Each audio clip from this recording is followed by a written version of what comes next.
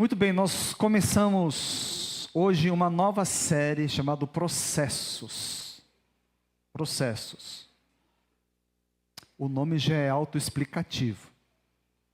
E hoje nós vamos tratar de sonhos e o agir de Deus. Quantos aqui têm sonhos? Agora, tem sonhos e sonhos. Estamos tratando de sonhos dados por Deus. Não estamos falando de sonhos para o nosso próprio engrandecimento, mas sonhos que Deus nos dá para a glória dEle mesmo. E obviamente, quando a nossa vida glorifica a Deus, de quebra, nós somos abençoados. Experimentamos uma alegria que é muito diferente daquela alegria do egoísta. A alegria oriunda da glória de Deus. Essa alegria ninguém pode roubar. Então vamos lá. Gênesis, capítulo 37, dos versos 1 ao 10. Diz aqui a palavra de Deus. Jacó habitou na terra de Canaã, onde seu pai tinha vivido como estrangeiro. Esta é a história da família de Jacó. Quando José tinha 17 anos, pastoreava os rebanhos com os seus irmãos. Ajudava os filhos de Bila e os filhos de Zilpa, mulheres de seu pai, e contava ao pai a má fama deles. Ora, Israel gostava mais de José do que de qualquer outro filho, porque ele havia nascido em sua velhice. Por isso mandou fazer para ele uma túnica longa. Quando os seus irmãos viram que o pai gostava mais dele do que de qualquer outro filho, odiaram-no e não conseguiam falar com ele amigavelmente. Certa vez, José teve um sonho e, quando o contou a seus irmãos, eles passaram a odiá-lo ainda mais. Ouçam o sonho que tive, disse-lhes. Estávamos amarrando os feixes de trigo no campo, quando o meu feixe se levantou e ficou em pé. E os seus feixes se ajuntaram ao redor do meu e se curvaram diante dele. Seus irmãos lhe disseram: então você vai reinar sobre nós? Quer dizer que você vai governar sobre nós? E o odiaram ainda mais por causa do sonho e do que tinha dito. Depois teve outro sonho e contou aos seus irmãos: tive outro sonho. E desta vez o sol, a lua e 11 estrelas se curvavam diante de mim. Quando o contou ao pai e aos irmãos, o pai o repreendeu e lhe disse: que sonho foi esse que você teve? Será que eu, sua mãe e seus irmãos viremos a nos curvar até o chão diante de você? Pai bendito, a tua palavra foi lida. E pedimos que o teu Espírito nos ajude nesse tempo de exposição, de modo que ela alcance o objetivo que o Senhor tem para ela no coração de cada um daqueles que estão desejosos de ouvir a tua voz. Em nome de Jesus. Amém. Sonhos. Acredito que todos aqui têm seus sonhos. Agora, se esses sonhos são legítimos ou não, isso cada um deve consultar o Senhor sobre isso. O que você tem sonhado, o que você tem esperado, está para acontecer. Em que pé estão os teus sonhos? Você, pastor, 90% já caminhou. 10% caminhou. Nem que seja 5%. Se ele caminhou, já é uma coisa boa. Sim ou não? Né? O problema é que muitas vezes ele parece que caminhou mais para trás. Está indo na contramão. Em vez da coisa tomar forma, ele vai se deformando. José, aqui a gente vê que ele recebeu um sonho de Deus. Ainda que pareça um sonho meio até repreensível, o pai dele chamou a atenção. Mas José, que sonho é esse que você teve? É certo um filho sonhar que o pai e a mãe vão se curvar diante dele. Gente, é sonho dado por Deus. Quem somos nós para repreender um sonho que é dado por Deus? Mas ele teve um sonho muito claro. E o que é de se esperar quando algo vem de Deus? A gente fala assim, vai se confirmar que é de Deus quando a coisa começar a caminhar nessa direção. O que a gente espera, se Deus deu a direção, a coisa vai ficando clara à medida que o tempo vai passando. Isso aqui é o senso comum. Mas aqui a gente vê que no caso de José, assim que ele recebe a revelação, uma sucessão de acontecimentos começou a atropelar a vida dele e levar na direção contrária. Nada parecia indicar que aquele sonho que Deus deu iria acontecer na vida dele. Pelo contrário. A pergunta que esse texto nos impõe é simples e profunda. O que fazer? O que fazer quando a vida parece contradizer os sonhos que Deus deu?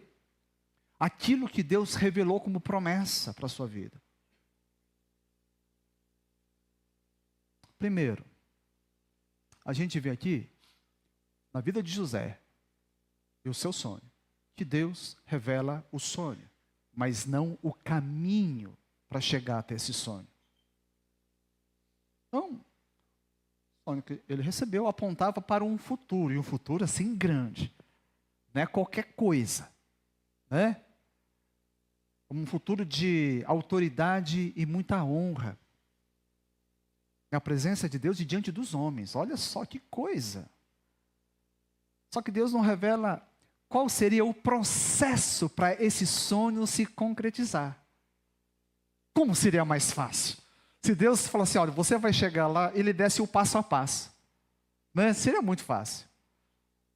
Hoje em dia é fácil. Qualquer coisa que você precisa fazer. Eu precisava desmontar um criado mudo da Chia e tinha um trilho muito diferente ali. Eu não sabia. Mas o YouTube sabia. Coloca ali, pronto. Qualquer coisa o YouTube ensina, gente. Né? Se o YouTube não der, vai no chat GPT, alguma coisa acontece. E eu consegui, me dei muito bem. E o melhor de tudo, né? Minha esposa ficou orgulhosa. Ela falou assim, meu marido é bom. E também Deus não revela para ele o tempo que levaria para cumprir esse sonho. E muito menos o custo que ele teria que pagar. Já reparou que tudo aquilo que é precioso, aquilo que é valioso, ele requer um esforço, uma dedicação, uma dose de renúncias. Não é fácil. Tudo que é bom não é fácil. Se a coisa é muito fácil, desconfie. Desconfie. O que José, se ele tivesse hoje para dar um testemunho nessa igreja, diria para nós? Ele diria, por exemplo, a sua parte, a sua responsabilidade não é controlar a história, mas é confiar de todo o coração enquanto Deus escreve a sua história. Então, não confunda fé com clareza total. Deus continua fiel, mesmo quando tudo parece indicar o contrário. Ele é muito silencioso nos detalhes, né? É constrangedoramente silencioso. Hebreus capítulo 11, verso 1. Os irmãos podem ler.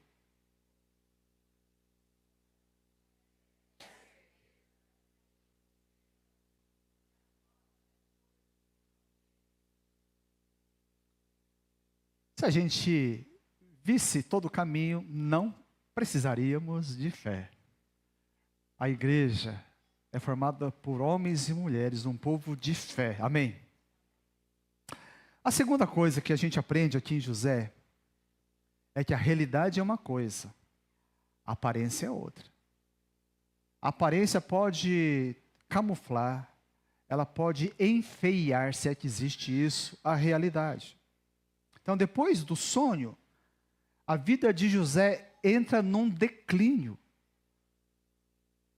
Se José estivesse vivendo hoje, em tempos de teologia da prosperidade, se é que perdeu um pouco da sua força, louvado seja Deus por isso, é possível que o povo fale assim, José, cara, você tem algum pecado escondido, não é possível, vai se benzer, homem. Tem crente que fala isso, vai se benzer, acredita? Né? Falou assim, você tem algum problema, por quê? O que acontece? Logo depois, os irmãos ficam com ciúme e jogam ele no poço, lá, Gênesis 37, 23 e 24. Os irmãos despojaram José da sua túnica e o lançaram na cisterna. A cisterna estava vazia, não havia água nela. Foi jogado no poço. Muito diferente de ser honrado pelos irmãos. Né? Os irmãos estavam acabando com ele. Não bastasse isso, na sequência, ele é feito escravo, 39:1. José foi levado ao Egito e Potifar o comprou. Ele se torna a propriedade particular de Potifar, um escravo. Mais uma vez, muito distante. Se a glória estava esperando desse lado, ele estava indo do lado contrário e afundando cada vez mais. Só que não parou, porém piorou. No capítulo 39, 7 e 9, diz o quê? Será que colocou aí? Bom, se não colocou, José é terrivelmente assediado pela esposa do seu dono Potifar. Ele não cai nessa. Ela fica com raiva. Diz assim, se você não é meu, não será de ninguém. Né? Com isso, ele é acusado. Ele é caluniado. E ele sofre as consequências disso. Mas uma nota curiosa é que a gente sabe que Potifar era um cara muito poderoso. Né? Ele podia fazer o que quisesse. José era um hebreu, um estrangeiro e escravo. Potifar podia acabar com a vida dele, sim ou não? Com muita facilidade. Mas vejam só, alguma coisa, depois a gente vai ver. Na vida de José, dizia para aquele homem, esse cara não é culpado. A sua mulher é safada. Mas ia ficar muito ruim para ele. Né? Deixar passar. Então ele pega e fala assim, bom, matar acho que é injusto. Mandar ele para a cadeia. E ele foi para a cadeia. 39:21. Diz uma coisa muito interessante, quando ele estava lá no fundo do fundo do fundo. Ele estava no poço, virou escravo, foi caluniado. Quando chegou lá onde não podia descer mais, a Bíblia diz algo tremendo. O quê?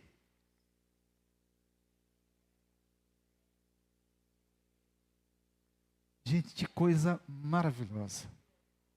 O Senhor era com José. Pensa, quando tudo dá errado na sua vida, todo mundo está contra, inclusive a própria família. O Senhor era com José. É tudo que ele precisava. O contrário seria terrível, ele podia ter tudo, mas o Senhor não está com ele. Veja que José é o contrário da igreja de Laodiceia. A Laodiceia parece que tinha tudo, mas Deus não estava lá dentro. José não tinha nada, mas o Senhor era com José. É isso que o crente deve buscar. Se o Senhor está com você, você tem tudo. O resto é questão de tempo. A ampulheta foi virada. Na hora de Deus, a coisa vai acontecer.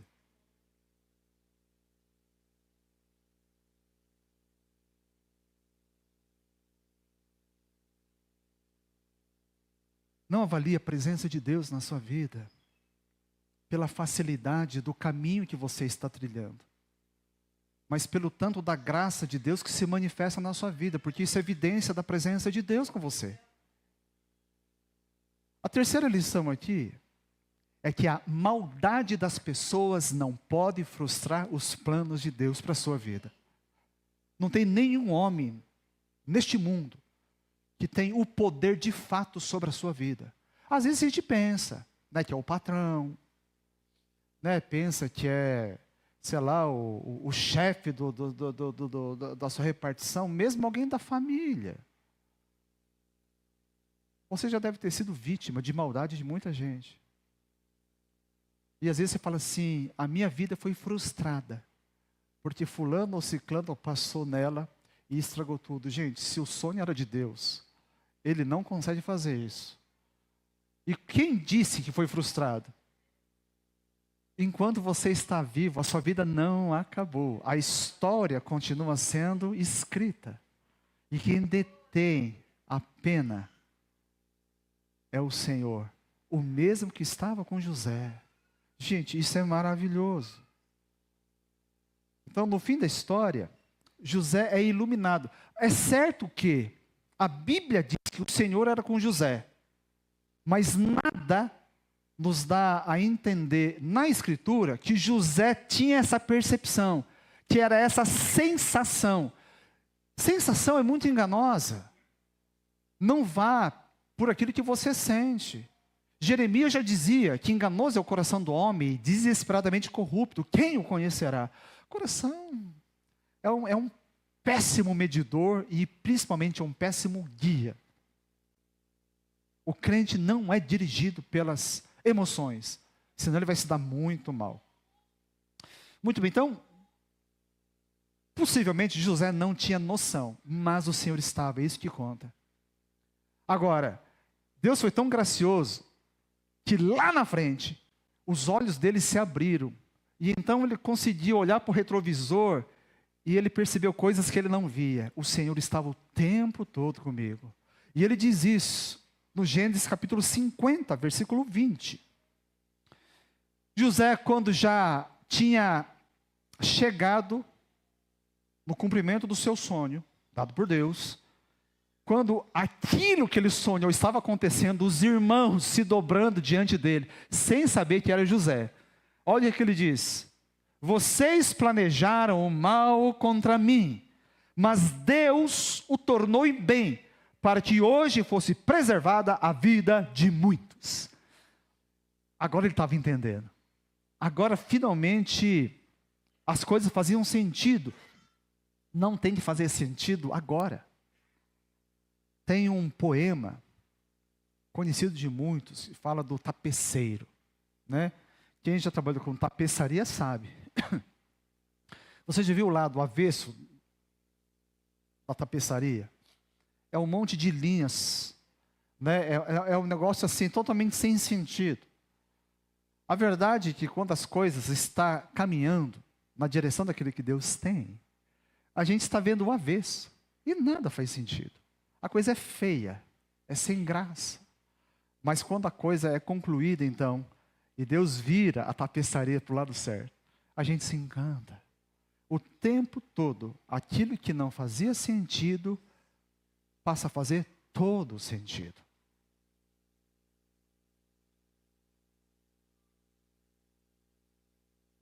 O tempo todo, Deus tinha uma carta na manga. José não sabia. E você também não sabe, né?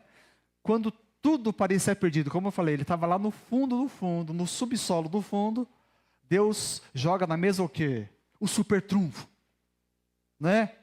Ou o Coringa 4+, quem prefere o Uno. Ou, falei a outra, não sei mais, acabou. O Zap, né? O povo que é bom. Note, nessa fala de José, ele não está passando pano no erro que foi cometido, né? Porque ele fala assim, ó, vocês planejaram o mal, então o mal continua sendo chamado de mal. O mal do outro não se transforma lá no fim em bem. Foi mal. Ah, filho, então aquilo que o papai fez com você, toda aquela maldade, ó, te ajudou, fez você um cara mais forte, né? Eu fui instrumento de Deus. Não é o nariz que foi instrumento de Deus. Não é nada disso. Você fez coisa errada, né? E isso deve ser reconhecido como errado, você deve se arrepender devidamente e pedir perdão. Mas o bom é saber que não importa o tanto de mal que alguém possa fazer contra nós, os planos de Deus não podem ser frustrados. Jó disse isso. Bem sei que tudo podes, meu amado, e nenhum dos teus planos pode ser frustrado. Os irmãos de José continuavam sendo responsáveis por tudo que fizeram. Nada de anistia, né? Mas Deus, isso que importa, o tempo todo continuou tendo o controle da história da vida de José. E é bom se você sai daqui dessa manhã, na certeza de que a sua história também continua nas mãos do Todo-Poderoso. A nossa vida fica mais leve. E a gente fica até com mais condições de ter um olhar misericordioso com aqueles que, por não conhecerem a Deus, praticarem todo o mal contra a nossa vida. O pecado dos outros contra a nossa vida não é capaz de anular os planos que Deus tem para você. Você crê nisso? Há dores, meus amados irmãos e irmãs, na nossa vida, que embora não tenham sido causados por Deus, porque Deus não causa essas coisas, eles não estão fora do alcance de Deus. O quarto, Romanos, capítulo 8, 28. Porque quando a gente vê Gênesis 50, 20, nós somos remetidos, você que conhece a Bíblia, a Romanos 8, 28.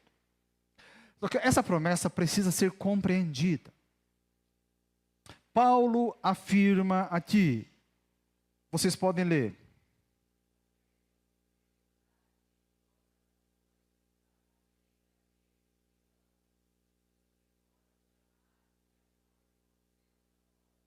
Gente, isso é maravilhoso. Todas as coisas vão contribuir juntamente para o seu bem. Se é que você ama Cristo. Porque não é para qualquer um isso aqui também. É para aqueles que o amam, que andam dentro do seu propósito. Se é o teu caso, então a Bíblia é muito clara. Deus vai agir em todas as coisas, as piores, as boas também, para o bem. Agora, a grande pergunta e o grande equívoco é esse bem. Porque quando a gente lê esse texto isoladamente, a gente vai ser levado a concluir o quê?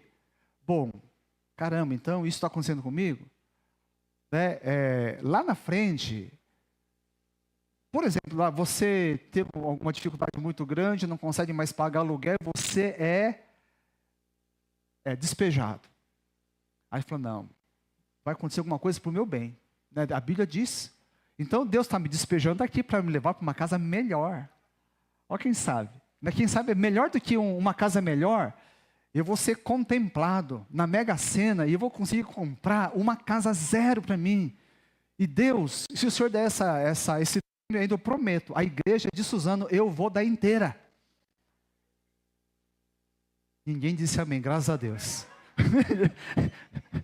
Ok. Que bem é esse? Romanos 8, 29. Na sequência, ele diz o que bem que é esse? Para serem conformes à imagem de seu filho. É isso, gente. Não é para você realizar os seus sonhos pessoais egoístas, né? Os seus desejos de consumo, não. É formar Cristo em você. A ideia é deixar você cada vez mais parecido com Cristo. Sabe quando você tem aquele marido, que às vezes você duvida se é filho de Deus ou se é o enviado de Satanás? É lógico, aqui ninguém tem um marido assim, ninguém. Mas todo mundo tem um vizinho que tem um marido assim. Então, e se ela for crente, né? Você fala para ela, fala assim, olha, até esse marido, esse capeta sem chifre, até ele, te maltratando, se você é alguém que ama a Deus, vai produzir o bem e fazer você parecido com Cristo. Eu explico. Porque com um cara desse, vai ter que desenvolver paciência, vai ter que desenvolver amor, capacidade de perdão. Não é verdade? Esse cara é perfeito para ela parecer mais com Cristo. É verdade. O irmão José, ele não presta para ele. Porque ele é um marido bom, amoroso, cuidadoso, provedor. A Maria, se depender só dele parecer com Jesus, está lascada. Né? Maria, passa um tempo na casa dessa vizinha sua. Então, todo aquilo que acontece vai produzir em você algum bem. E no caso de José foi mesmo. Ele passou pela moenda de Deus. Ele foi sendo talhado para ser o primeiro-ministro de todo o Egito. Né? Ele aprendeu a resiliência, a não se dobrar diante da dificuldade, a confiar em Deus em toda e qualquer circunstância. Em tempos bons, a gente não consegue desenvolver o caráter de Cristo. Então, de vez em quando, a gente passa por isso mesmo, faz parte. Então, o bem não é ausência de sofrimento. Porque tem gente que questiona, Deus, eu sou teu filho. Por que o Senhor permite isso acontecer na minha vida? Faz parte do processo. Não quer dizer sucesso terreno, uma explicação imediata do porquê das coisas. O bem é redenção, gente. Mesmo que através da dor. Então, Romanos 8:28 não promete que tudo vai fazer sentido agora. Mas a gente pode ter certeza que nada vai escapar. E nada será desperdiçado por Deus em tudo aquilo que acontece com a nossa vida. Nada. Em quinto e último lugar, José aponta para Cristo. E não para o sucesso fácil. Eu vou confessar uma coisa aqui para os irmãos. De vez em quando eu pego o meu sermão e eu falo assim para o ChatGPT, corrige os erros de português. Pastor, não parece, porque vira e mexe, você erra. Eu me empolgo e eu erro mesmo. Né? O meu filho, parece que às vezes a diversão dele fala assim, mamãe, você viu o que o pai falou? Né? Às vezes eu atropelo, concordância, né? Conjugação. Mas enfim, eu coloco lá, mesmo assim eu coloco. O ChatGPT fala assim, o que adianta eu corrigir? Você continua falando errado lá na igreja. Mas aí eu fiz uma coisa, eu falei assim, me avalia como pregador. Sabe o que ele disse? Essa semana, ele falou assim, você não vai ser pregador para as massas. Porque você não usa frase de efeito. E os sermões que você prega, não costuma agradar as pessoas. Né? Não costuma. Você continua aqui, pelo menos tem um público ainda. Né? Meu emprego está garantido. Mas é isso, a palavra de Deus é assim. E se eu pregar o contrário para vocês, vocês vão se decepcionar mais cedo ou mais tarde. José, ele antecipa um padrão que se cumpre plenamente em Cristo, porque a gente vê em José rejeição, injustiça, humilhação, para só então a exaltação. A gente vê isso, é um processo na vida de tantos homens e mulheres de Deus. Então, a cruz foi o maior mal humano. Por causa da nossa maldade, nosso pecado, é que a cruz teve que existir. Mas também foi o maior bem divino a nosso favor. Né? Por isso, nossa esperança não pode, não deve estar em finais felizes imediatos. Mas na glória futura que Deus promete. O crente, ele vive o presente, mas o olhar está sempre lá na frente. Sempre. Muito bem, concluindo. A história de José nos ensina o quê? Que Deus não perde o controle da nossa vida. E a gente deve lembrar disso, principalmente quando ela parece desgovernada. O caminho que parece negar a promessa de Deus, pode ser exatamente o caminho para chegar lá. Repare, quando talvez no coração de José, ele teria que ir nessa direção, para ir na direção do sonho dele, dos feixes de trigo se curvaram diante dele, ele foi nessa. Quando ele parecia estar mais longe do sonho, é quando ele estava mais perto de realizar o sonho. Olha só as coisas de Deus. Que coisa incrível. Quando mais longe parecia, ele estava mais perto. Ele estava triscando a linha que separava ele de um estado anterior para aquele estado de exaltação. Deus pode estar cumprindo alguma coisa na sua vida.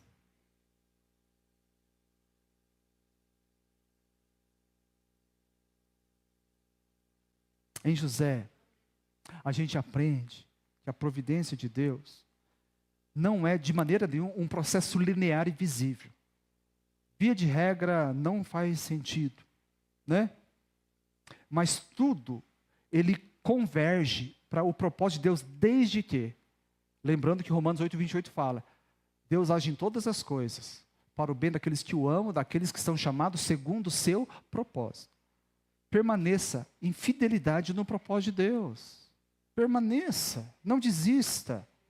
O Senhor é soberano e fiel. Então, o que parecia Um atraso na vida de José era, na verdade, o quê? Uma estratégia de Deus, né? O que parecia derrota era, na verdade, Deus conduzindo com a sua boa e poderosa mão. Deus nunca perdeu o jogo. Ele só esperou a hora certa. Os jovens da igreja gostam de jogos de carta, né? E tem uns que ficam ali, só na dele, fingindo que está tudo ruim. Para chegar no finalzinho. E tá aqui! Né? E dá aquela risada ali, que não é uma risada muito de crente, não. Né? Se prevalecendo diante dos irmãos. Sejam mais humildes, viu, vocês jovens? Vocês levam muito a sério esse negócio aí de jogar. Se o sonho de Deus, e se o plano é de Deus, o caminho também tem que ser de Deus, não o nosso caminho. Vamos deixar Ele dirigir, né? O tempo para a concretização está igualmente no controle de Deus. Tenta visualizar isso. Aí fica mais fácil a gente aguentar as pontas. Qual que é o nosso papel, então, diante disso tudo? É ficar passivo? Não. Né? De jeito nenhum. É permanecer fiel. Eu sei que você não gosta de olhar para o seu vizinho e falar assim, olha, permaneça fiel, porque é um negócio ruim. Mas fala para ele assim, eu vou permanecer fiel. Fala para ele. Fala para o seu vizinho aí. Fala, eu vou.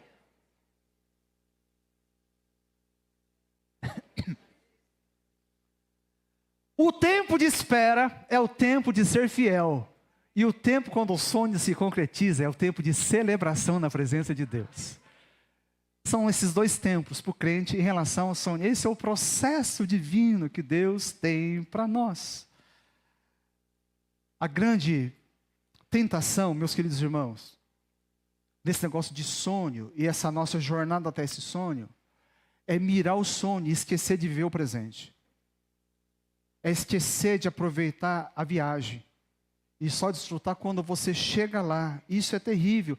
Tem gente que só se alegra e só sossega quando chega lá. Mas nesse processo, não vive. Isso é terrível. Né? Porque é no caminho que Deus vai formando. E a gente vê isso na vida de José.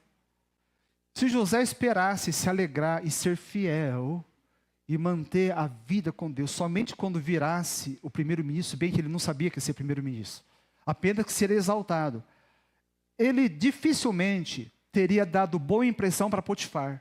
Imagine, ele era escravo, né?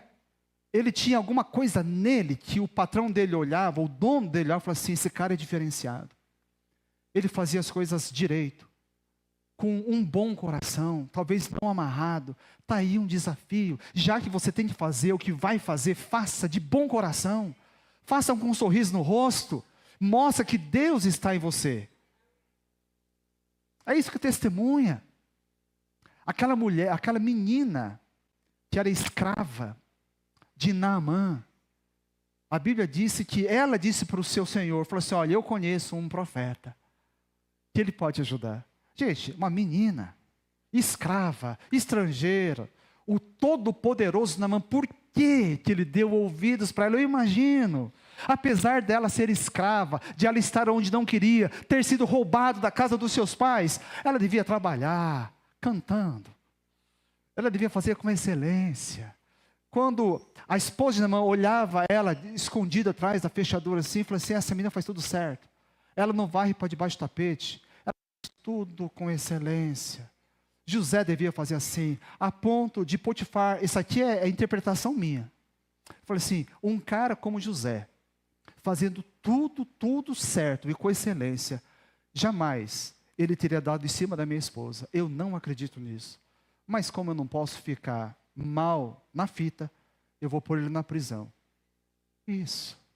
Quando ele estava ali na prisão com os demais viram também alguma coisa nele.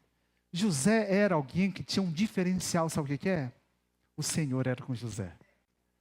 Se o Senhor é com você, se o Senhor é comigo, a nossa vida não pode ser de qualquer jeito. A nossa vida tem que refletir Cristo. Nós temos que parecer mais com Jesus Cristo. Então você não vem aqui porque os seus sonhos pessoais se realizam, mas os sonhos de Deus se cumprem na sua vida. para que você se pareça mais com Cristo. Eu arrisco a dizer que José, ele viveu o Salmo 118, 24 como poucos. Que diz o quê? Salmo 118, verso 24.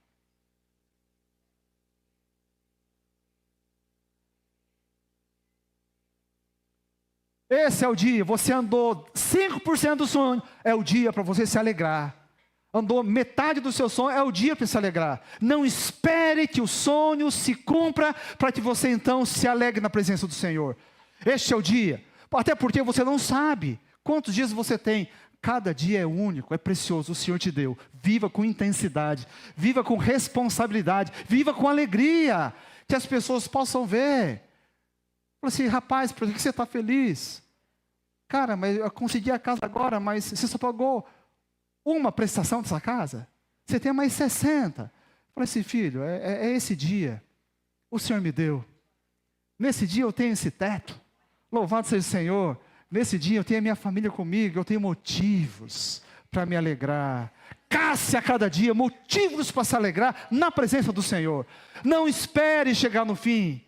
A viagem leva 1 ano, já pensou? 1 ano de viagem, você vai fazer o quê? Fazer igual aqueles filmes de ficção científica. Vai entrar naquele caixão onde você tem o sono, né? Dorme durante 1, 10, 20 anos, até chegar ao lugar. Nós não temos tempo para dormir. Eu e a avó Sul temos pouco tempo para dormir. Por isso que a gente dorme tarde e acorda cedo. Porque se dormir muito pouco, dormir muito, a gente perde tempo de vida. É ou não é? O apelo para você nessa manhã, não é para você que entende as coisas de Deus, mas para você que a sensação é que a sua vida está indo na contramão, na direção contrária. Assim como José. Você que fala assim, eu não entendo, está indo de marcha ré, mas eu quero ser fiel. Porque Deus não pede que você entenda, mas que você confie nele. Não precisa entender.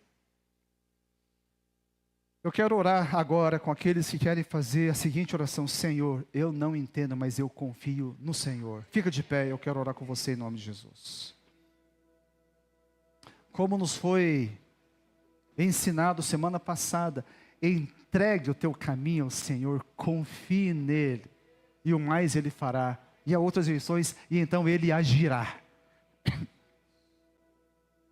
Quem não espera, não confia, abandona. Então você vai estar sabotando um plano maravilhoso de Deus para a sua vida. Senhor, eu estou de pé juntamente com os meus irmãos. Pouca coisa nós entendemos, ou talvez muita coisa nós não entendemos. Mas nós queremos mirar agora nosso olhar de fé e colocar nossa esperança naquele em quem nós confiamos, aquele que é digno, aquele que tem a caneta da história em suas mãos, aquele que nos ama e já provou enviando Cristo no nosso lugar. Senhor, eu não sei quantos aqui têm a alma sangrando, vivendo dias, ó Deus, de uma nuvem muito escura, com tantas incertezas. Pai, que outras nuvens possam ficar sobre esses irmãos, mas jamais o da dúvida. Que haja aquela confiança absoluta no Senhor,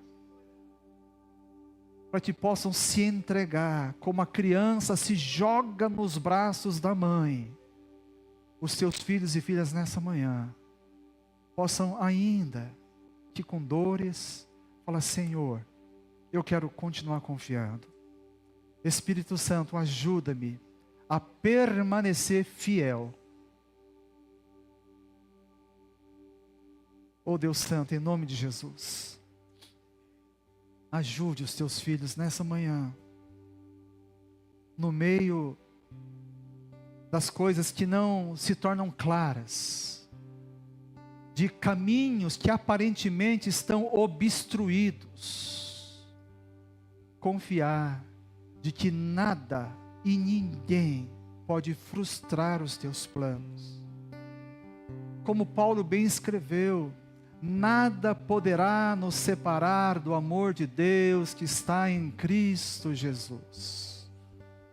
Pai Santo, ó Deus, aqueles que estão enfrentando lutas silenciosas dentro de casa, às vezes são crises pessoais, outros vivendo, Senhor, lutas terríveis no âmbito conjugal.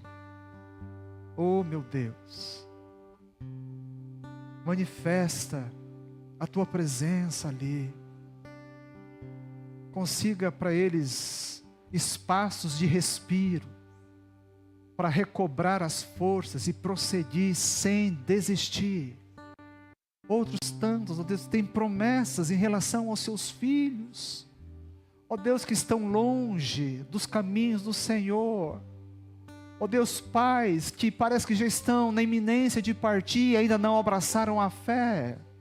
Ó Deus, em nome de Jesus, nós clamamos, ó Deus, para que ajude-os a continuar disponíveis na Tua presença, para que sejam eles mesmos instrumentos nas Tuas mãos, para o Senhor operar, assim como o Senhor operou salvação, ó Deus, na família de José, através da vida dele.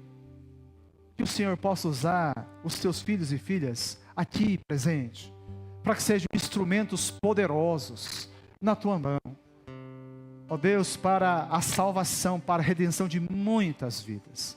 Louvado seja o Senhor, porque nessa manhã o Senhor nos deu uma palavra de esperança, uma palavra que nos fortalece, que nos anima. E ó Deus, porque o Senhor está conosco a cada novo dia, mesmo antes de chegar ao cumprimento da promessa, nós podemos levantar da nossa cama, exaltar, adorar, viver com alegria e com força, porque nós cremos e oramos em nome de Jesus. Amém, Senhor.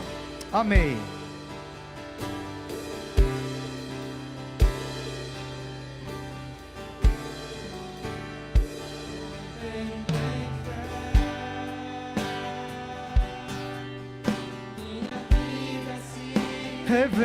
Revestirá do Teu poder, rompendo em fé.